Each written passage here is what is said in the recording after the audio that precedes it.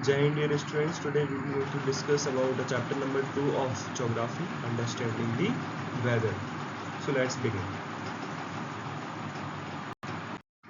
So now what is weather? Weather refers to the atmospheric condition, but what atmospheric condition? Actually weather is a state of the earth atmosphere at a particular time at a particular place. So at a particular time at a particular place, what the atmospheric conditions are, it's referred to as weather, and its components include temperature, humidity, wind, and so on, because all these components affect the atmospheric condition, thus resulting into the change in the weather phenomena. Now if we talk about the variability, so weather changes frequently and it varies by location, as we have discussed.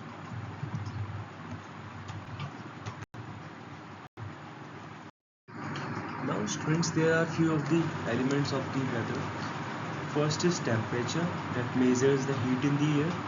Second is humidity, indicates moisture level. Third is precipitation, that includes rain, snow, hail, and so on. And last one is wind, that describes the air movement and speed. Now I would like to add a fifth one also, that is the atmospheric pressure, that also affects the weather condition. So now what is atmospheric pressure? Atmospheric pressure means the weight of the air above us that we felt on the earth's surface is known as the atmospheric pressure. Now observing nature's clue.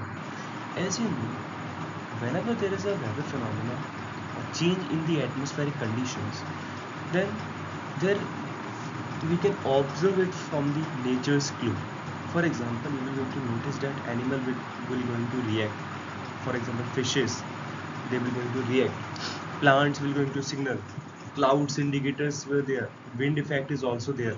So all these phenomena, they will going to tell us in advance that whether the weather is changing or a particular sort of you have observed that when earthquake comes, snakes, they just um, mm, they just start coming out from their holes, you know? So all these phenomena, they are indicating that there could be change in the weather or there could be change in the season. So in nature, various clues can guide us in understanding weather and seasonal changes. Animal, plant, clouds, and winds all provide important hints about what to expect in our environment. Now, weather instruments. Now, these are the weather instruments that measure the elements of the weather. First is temperature. It measures the range of temperature and it also measures the mean daily temperature. Then thereafter rain gauge is there, that will going to measure the amount of rainfall. Thereafter comes the atmospheric pressure. It is measured by the barometer. Barometer generally measures the atmospheric pressure and its unit is millibar, denoted by MB. So for example, you can say that the normal atmospheric pressure at the sea coast is around 1013 millibar. A pressure below 1000 MB indicates a depression. Okay.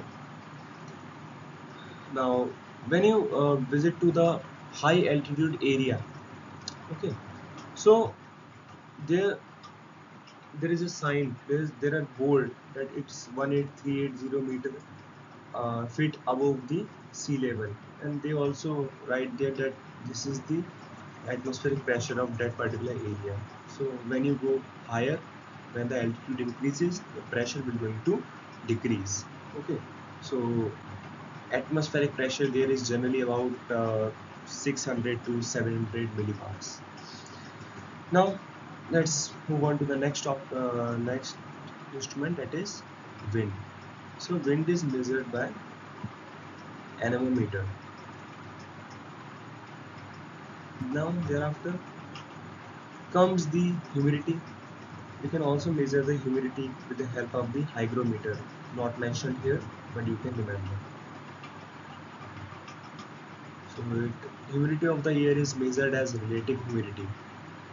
Air that would contain absolutely no water vapor, which is almost impossible, is rated at 0%, while the air saturated with water vapor will have a humidity of 100%. Okay, so more the humidity, more the percentage will be there, and less the humidity, less the percentage is there. and absolute humidity, it is a hypothetical scenario. Now let's move on to the weather stations. Now class, as you know, for the past 5 to 6 years, we have seen that there is a change in the weather condition in our country. And recently, the weather stations have also been developed in various parts of the world, also the remote areas, where we have observed the phenomena like the cloudburst and other weather-related phenomena. Now, these weather stations helped us in collecting the data. They act as the instruments for accuracy because we uses various instruments. Then analyze the data to predict the weather pattern. Global operation operate locally and globally for information. Not only that locally weather stations are available, but globally also there are weather stations.